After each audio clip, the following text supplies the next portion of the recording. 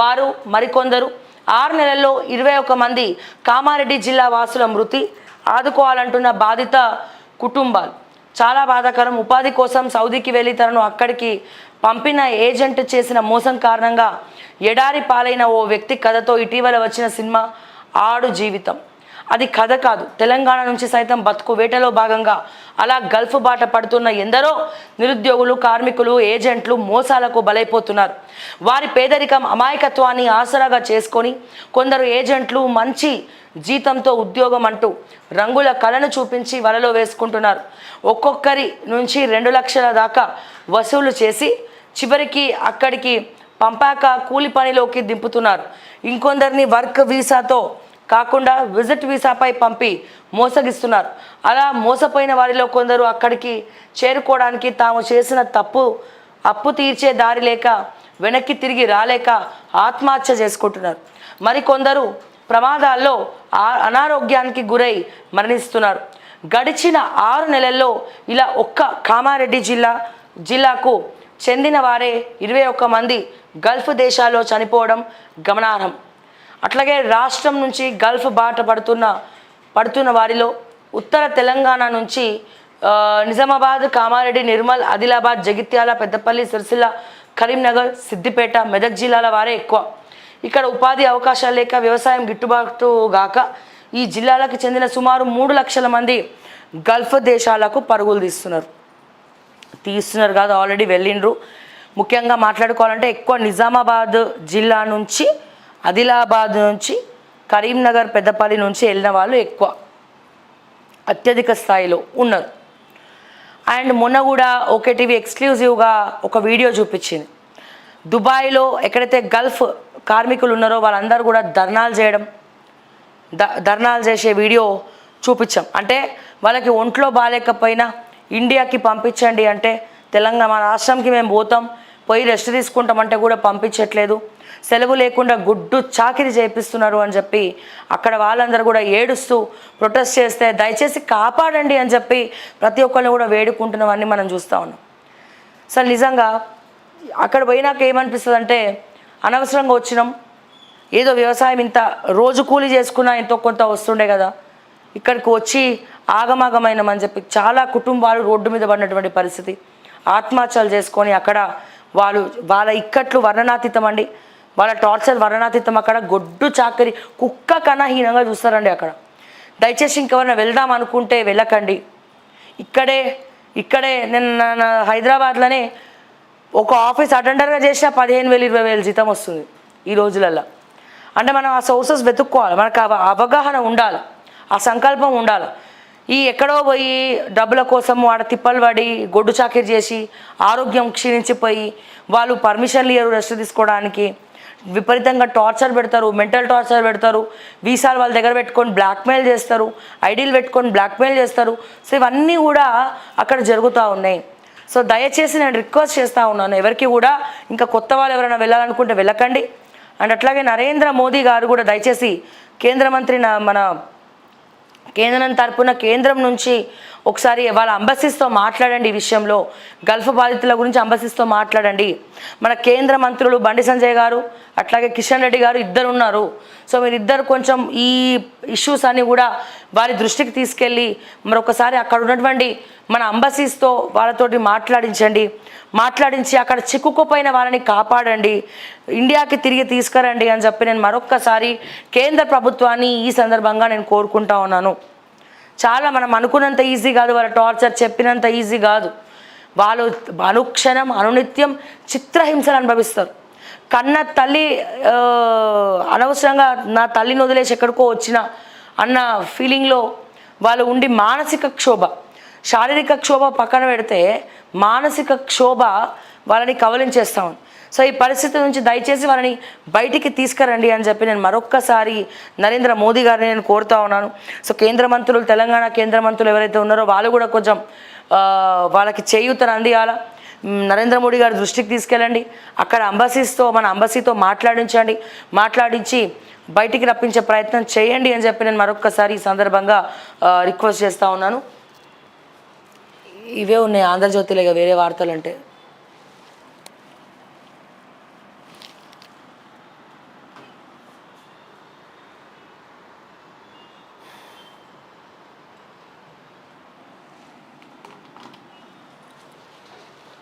Next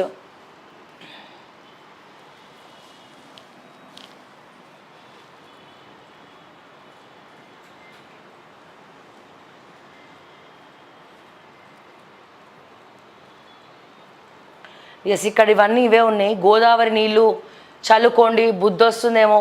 KTR Harish రావుకు చిత్తశుద్ధి లేదు. గీ ముచ్చట్లు గీ మాటలని మనం విన్నాం. ఎవరికి ఉంది చిత్తశుద్ధి? ఎవ్వరికి లేదు. నిజంగా చాలా బాధ అనిపిస్తుంది ఈ రోజున.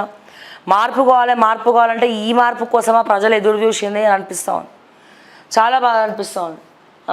హరీష్ రాజీనామా చేయి, లేదంటే అమరవీరుల స్తూపం వద్ద ముక్కు నేలకు రాయి. నీ మామలుగా నీకు సిగ్గు లేకుంటే ఏట్లోకి దూకి చావు. నీ మామలాగా నీకు సిగ్గు లేకుంటే ఏట్లోకి దూకి చావట. ఇచ్చిన మాట ప్రకారం 2 లక్షల రుణమాఫీ చేశాం. ఇప్పటికైనా తండ్రి కొడుకులు జవాబు బావమర్దలు ఇప్పటికైనా తండ్రి కొడుకులు బావమర్దులు మారాల. దీనంగా దివాలా తీసి బీఆర్ఎస్ బతుకు బస్టాండ్ అయింది. గ్యారంటీలను పూర్తి స్థాయిలో అమలు చేసే బాధ్యత నాది. ఏడాదిలోపే 65,000 ఉద్యోగాలు ఇచ్చేందుకు సిద్ధమయ్యాం. వచ్చే 2 ఏళ్లలో సీతారామ ప్రాజెక్టును పూర్తి చేసి 7 లక్షల ఎకరాలకు నీరిస్తాం. వైరా సభలో సీఎం రేవంత్ రెడ్డి, గోల్కొండలో పోలీసులకు మెడల్స్ అందజేస్తున్న సీఎం.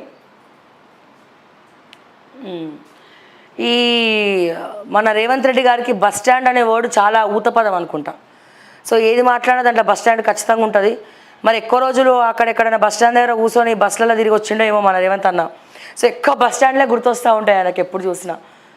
మొన్న అసెంబ్లీలో బస్ స్టాండ్ తీసుకొచ్చిండు, ఇప్పుడు బస్ స్టాండ్ తీసుకొచ్చిండు. ఎప్పుడు బస్ స్టాండ్ లేని స్పీచే ఉండదు మరి రేవంత్ రెడ్డి గారికి. మరి అంత బస్ స్టాండ్లో ఏముందో, మరి ఆయన బస్ స్టాండ్లో ఎప్పుడైనా కూర్చుండా ఎక్కువ బస్ స్టాండ్లో. ఎందుకంటే వాళ్ళు తెచ్చిన ఉచిత మహిళా బస్సు ఫ్రీ కూడా బస్సే ఉంది దాంట్లో కూడా. అది కూడా బస్సుకు సంబంధించింది చేసిండు. కాబట్టి ఈ బస్ స్టాండ్కు మా రేవంత్ అన్నకు ఏదైనా మంచి అభినవ సంబంధాలు ఉన్నాయేమో మరి ఒకసారి ఆత్మపరిశీలన చేసుకోవాలి. మరి ముఖ్యమంత్రిగా మీరు మాట్లాడే మాటలు ప్రజలు అన్నీ గమనిస్తున్నారు. అది ఏ పార్టీ అయినా ఏ నాయకుడైనా. సో దయచేసి స్పీచ్లు అందరూ చూస్తారు పిల్లలతో సహా. సో అప్పుడప్పుడు మీ స్పీచ్లు విని మాకు కూడా గదే లాంగ్వేజ్ వస్తూ ఉంది. ఇప్పటికే మాట్లాడుతూ ఉన్నాం మేము కూడా. సో దయచేసి ఇగో ఇటువంటి లాంగ్వేజ్ మాట్లాడకండి అని చెప్పి నేను మరొక్కసారి తెలియజేస్తూ ఉన్నా. ఇక మీ బస్ స్టాండ్ల పంచాయతీకి నేనెందుకు కానీ మీ బస్ స్టాండ్ల కథ ఏందో మరి బస్ స్టాండ్ దగ్గర పట్టుకొని పోయి మరి రేవంత్ రెడ్డి గారు రాజీనామా చేస్తారా, హరీష్ రావు గారు రాజీనామా చేస్తారా, మీ ఇద్దరు కలిసి తేల్చుకోండి. నెక్స్ట్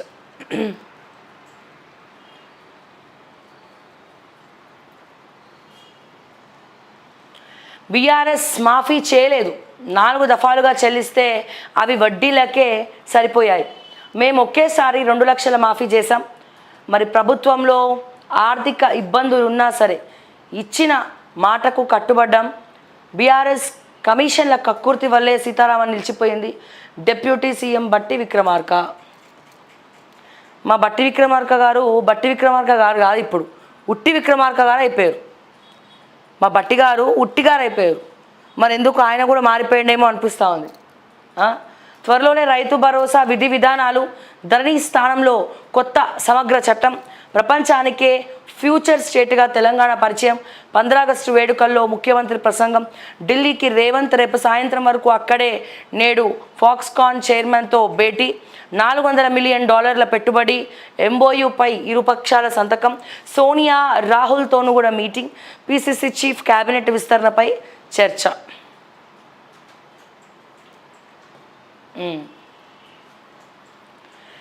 శిక్ష కన్నా న్యాయానికే ప్రాధాన్యం.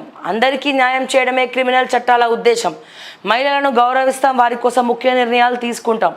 వారిపై అఘాయిత్యాలను రాష్ట్ర ప్రభుత్వాలు తీవ్రంగా పరిగణించాలి. నేరస్తులను కఠినంగా శిక్షిస్తేనే తప్పు చేయాలనే వారిలో భయం. అదే చెప్తున్నాం సార్. కేంద్రం పట్టించుకుంటేనే, కేంద్రం బిల్లులో సవరణలు చేస్తేనే, చట్టంలో సవరణలు చేస్తేనే రాష్ట్రాలు అమలు చేస్తాయి. సో కేంద్రంలో ఏం చేయకుండా రాష్ట్రాలని అమలు చేయమంటే ఎట్లా అమలు చేస్తారు? సో దయచేసి మోడీ గారు కొంచెం ఈసారి పార్లమెంట్ అయినప్పుడు మరి చట్ట సవరణల గురించి మాట్లాడాలా పార్లమెంట్లో అని చెప్పి, బిల్ పెట్టాలని చెప్పి నేను కోరుకుంటున్నా. ముఖ్యంగా మహిళల అఘాయిత్యాల పైన.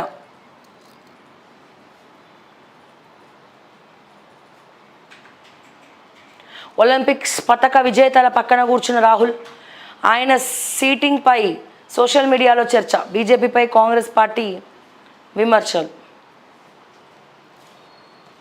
రుణమాఫీ పచ్చి అబద్ధం, కాంగ్రెస్ రైతులను దగా చేసింది, అబద్ధం సైతం సిగ్గుబడి ఆత్మహత్య చేసుకునేలాగా సీఎం ప్రవర్తన. రేవంత్ రెడ్డి రైతు ద్రోహి మాత్రమే కాదు, దైవ ద్రోహి సైతం. 31,000 మాఫీ చేస్తానని చెప్పి 9,000 కోట్లు కోత పెట్టారు. సో ఇక్కడ చూస్తే సిద్దిపేట ఎమ్మెల్యే హరీష్ రావు మాట్లాడుతూ ఉన్నారు ఈ విషయం. ఇక వీళ్ళ బస్సుల పంచాయతీ బస్సులే పెట్టుకోవాలి, ఇక పోతే మా కేటీఆర్ గారికి అప్పుడప్పుడు ఏదో అవుతూ ఉంటుంది. సో మనకి ఎట్లయితే అప్పుడప్పుడు ఏదైనా అవుతుందో ఇగో ఈయనకు కూడా అప్పుడప్పుడు అట్లా అవుతూ ఉంటుంది, ఏదేదో మాట్లాడుతూ ఉంటాడు. బస్సులో రికార్డింగ్ డ్యాన్సులు చేసుకోండి, బ్రేక్ డ్యాన్సులు సైతం చేసుకోండి, మనిషికో బస్సు పెట్టుకున్న మాకు నో అబ్జెక్షన్. మహిళలకు ఫ్రీ బస్ జర్నీపై కేటీఆర్ వివాదాస్పద కమెంట్స్. కేటీఆర్ గారు జర నోరు అదుపులో పెట్టుకోండి, ఆల్రెడీ ఇందాకే మాట్లాడినా, క్షమాపణ చెప్పండి దయచేసి. ఎస్, బస్ అనేది నిజంగా మహిళలు దాన్ని ఎట్లా పడితే అట్లా వాడుకుంటున్నారు, కానీ ఆ వాడకం మరీ బ్రేక్ డ్యాన్సులు, డిస్కో డ్యాన్సులు, సో మీ వంటి వాళ్ళు చేస్తారేమో, తెలంగాణ మహిళలు అయితే అట్లా చేయరు. ఇదే విషయం మరి మీ ఇంటి ఆడబిడ్డల్ని పోయి అడగండి. మరి ఇదే విషయం మీ ఇంటి ఆడబిడ్డలు కూడా ఇట్లనే బ్రేక్ డ్యాన్సులు, డిస్కో డ్యాన్సులు చేస్తారంటే ఒప్పుకుంటారా? మీరు ఒప్పుకోరు. సో తెలంగాణ మహిళల్ని ఎట్లా అంటారు మీరు ఆ మాట? బ్రేక్ డ్యాన్సులు చేసుకోండి, డిస్కో డ్యాన్సులు చేసుకోండి అని. కరెక్టేనా అది? అట్లా అనడం కరెక్టేనా? ఎస్, ఆబ్వియస్లీ మేము ఏకీభవిస్తాం. దేనికేపి ఏకీభవిస్తాం అంటే ఉచిత మహిళా బస్ అనేది ఫెయిల్ అయింది, మహిళలు దాని ఇష్టానుసారంగా మాట్లాడుకుంటూ ఉన్నారు, వాడుతూ ఉన్నారు. సో దానికి గవర్నమెంట్ ఆర్టీసీ కూడా లాస్లో నడుస్తూ ఉంది. పే చేయాల్సినటువంటి టికెట్ల పైసలు కూడా గవర్నమెంట్ ఎగనామం పెట్టింది, పే చేస్తలేదు. సో ఎంతవరకు మాట్లాడాలో అంతవరకు మాట్లాడండి, కానీ ఆ లిమిట్స్ క్రాస్ అయ్యి తెలంగాణ మహిళలందరినీ డిస్కో డ్యాన్సులు, బ్రేక్ డ్యాన్సులు అంటే మరి ఇప్పుడు మాట్లాడమనండి. మీ పార్టీలో ఉన్నటువంటి మహిళా నేతలు ఎవరైతే ఉన్నారో వాళ్ళందరినీ మాట్లాడమని చెప్పండి. మరి ఈ వ్యాఖ్యకు మరి ఎట్లా ఏకీభవించాలి మేము? మీ తొందరపాటుతనము, మీ నోటి దుడుసుతనంతోనే అన్నీ ఎక్కడ లేని ప్రాబ్లమ్స్ తెచ్చిపెడుతురు. పేపర్ లీకేజ్ విషయంలో ఏదో మాట్లాడబడుతుంది, డిబేట్లో కూర్చొని నోటికి ఎంత వస్తే అంత మాట్లాడతారు. మరి బ్రేక్ డ్యాన్సులు, డిస్కో డ్యాన్సులు చేయడం ఎవరిని చూసిరు తెలంగాణలో? ఎవరైనా ఇంటోళ్ళని చూసిరా? లేకపోతే ఎవరిని చూసిరు? బ్రేక్ డ్యాన్సులు, డిస్కో డ్యాన్సులు బస్సులో వైజ్ వేయండి అంటే మీరు మారని అనుకున్నాం మేము. మీరు మారారు, జర జాగ్రత్త పడతారు. సో ప్రతిపక్ష హోదాలో హుందాతనంతో పబ్లిక్ ఇష్యూస్ రేజ్ చేస్తారు, ప్రతిపక్ష నేతగా రేజ్ చేస్తారు అని చెప్పి చాలా సంతోషపడ్డాం. కానీ మీరు ఇటువంటి వ్యాఖ్యలు చేసి మళ్ళా కేటీఆర్ల మార్పు రాలే, ఇట్లనే మాట్లాడతాం మేము పట్టిన కుందేలుకు 8 కాళ్ళు 10 కాళ్ళు అన్నట్టు మీ తీరు ఉంది. దయచేసి తెలంగాణ మహిళలందరికీ కూడా మీరు క్షమాపణ చెప్పండి. తప్పకుండా తప్పైంది అని క్షమాపణ చెప్తే అందరూ కూడా గుండెలో పెట్టుకుంటారు, తప్పేం లేదు, క్షమాపణ చెప్పడంలో తప్పేం లేదు. గతంలో అసెంబ్లీలో మీరు డీకే అరుణ గారికి కేసీఆర్ గారు చెప్పగానే ఏ రకంగానైతే లేచి అసెంబ్లీలో మీరు క్షమాపణ చెప్పారో డీకే అరుణ గారికి, అదేవిధంగా తెలంగాణలో మహిళలకు మీరు మళ్ళా క్షమాపణ చెప్పండి. తొందరపాటుతనంతో మాట్లాడినా ఐదో ఆవేశంలో పొరపాటున 2 మాటలు వచ్చినాయి. సో దయచేసి ఆ మాటలు నేను వెనక్కి తీసుకుంటున్నా అని చెప్పి మరొక్కసారి క్షమాపణ చెప్పండి. తప్పు లేదు, తప్పేం లేదు, కానీ మీరు ఇట్లా మాట్లాడడం కరెక్ట్ కాదు. సో ఇటువంటి వ్యాఖ్యలు ముందు రానియకుండా చూసుకోండి. లేదా మీరు మాట్లాడే ప్రతి మాటను కూడా ఏం మాట్లాడాలి స్పీచ్లలో అని చెప్పి ముందే ప్రిపేర్ అవ్వండి. సో కించపరిచే విధంగా ఏం మాట్లాడాలి, ఏం మాట్లాడద్దు అనేది ఒక అవగాహన తెచ్చుకోండి అని చెప్పి నేను మరొక్కసారి ఈ సందర్భంగా తెలియజేస్తున్నాను. కేటీఆర్ వ్యాఖ్యలను సుమోటోగా తీసుకున్న మహిళా కమిషన్ అంట. మీ ఆడపడుచులు బ్రేక్ డాన్సులు చేస్తున్నారు.